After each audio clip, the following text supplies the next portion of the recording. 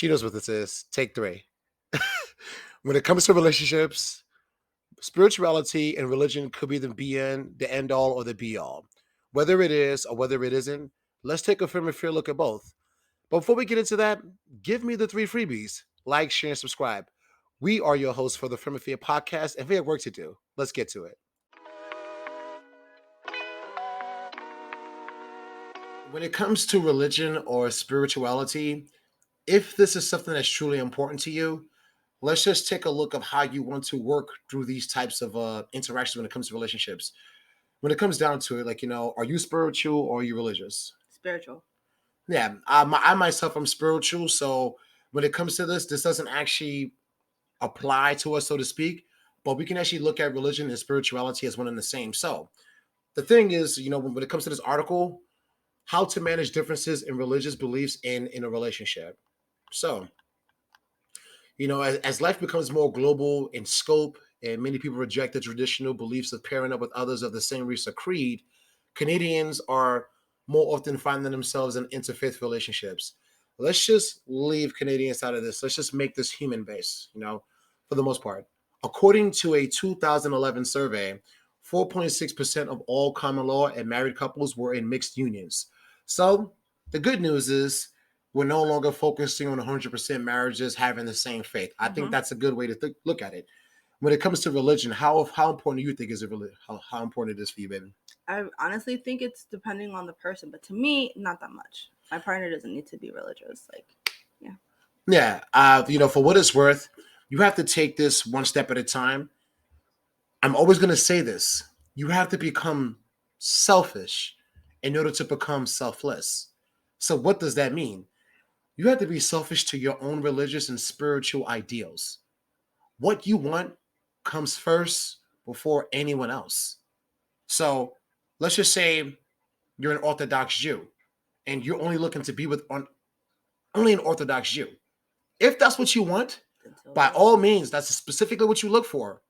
No one can tell you nothing either or. But if you're on the fence, you're like, hey, I'm Orthodox Jew, they're Christian. What does this mean for me in my future? I think that this article, which we're going to leave a link in the low bar, will be for you to read. Not from too long ago, from about 6. All right, so from here, start reading here, I guess.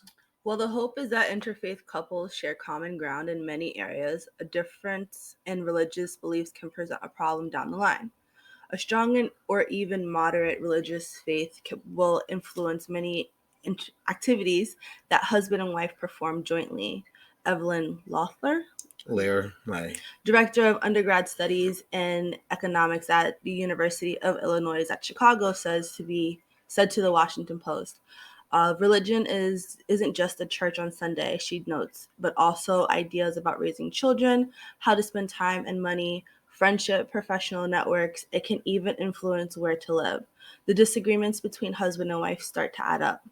So, right there, that's very important, right? Yeah. I think in my head, that's the reason why you have to be selfish in terms of what you want, in terms of spirituality and religion.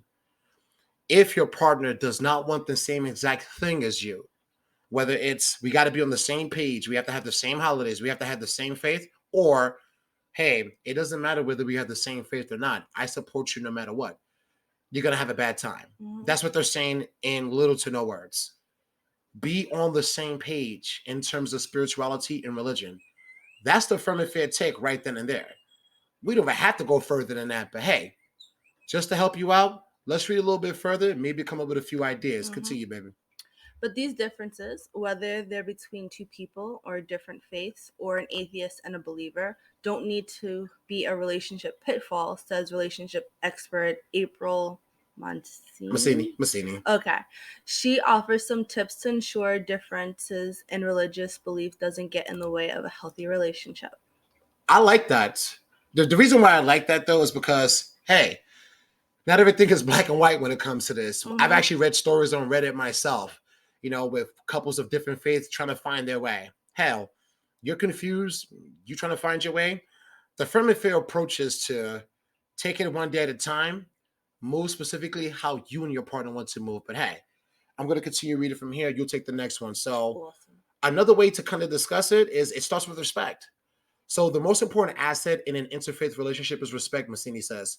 You can agree to disagree, but you can't disrespect and have things work. I mean, that's just any part of a relationship. Mm-hmm.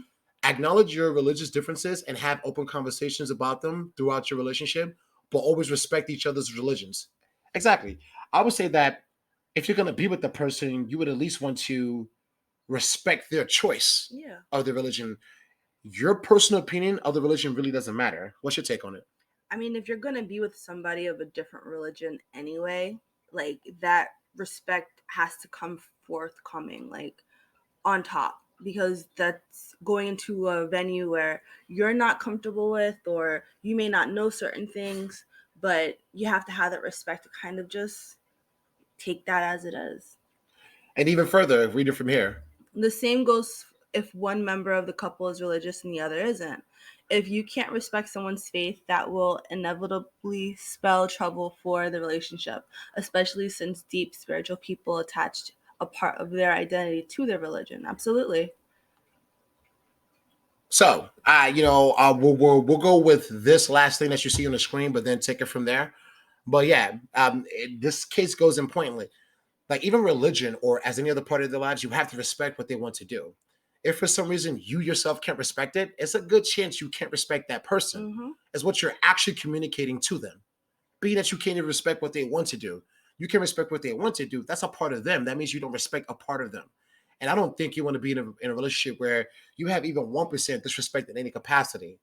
So from here, I mean, I guess the next step is you could. Participate in each other's religion. To build a strong union, you need to actively participate in each other's lives, especially when traditions are involved. If you opt out of those fundamental practices, it won't just alienate your partner, it could also create a divide between you and your children if they practice those same traditions. Well, yeah, we're going to call it from right there. My last word is that I would say if for some reason you can't wrap your head around what they do, wrap your head around what attracts you to this person, and then understand that via what they like to do, that religion is a part of what you're attracted to. Absolutely. So if you can't wrap your head around what they like to do as far as religion is concerned, then guess what? You truly do not understand why you like this person, especially if it's a part of them.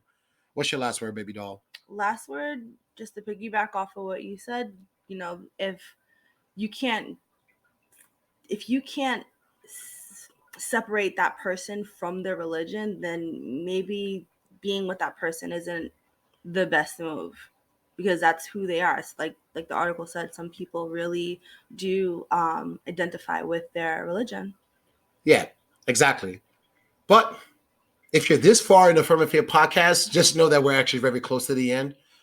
I'm proud of you. In a few episodes, we'll be throwing some graduation caps, okay? But look, it looks like you're starting to do better.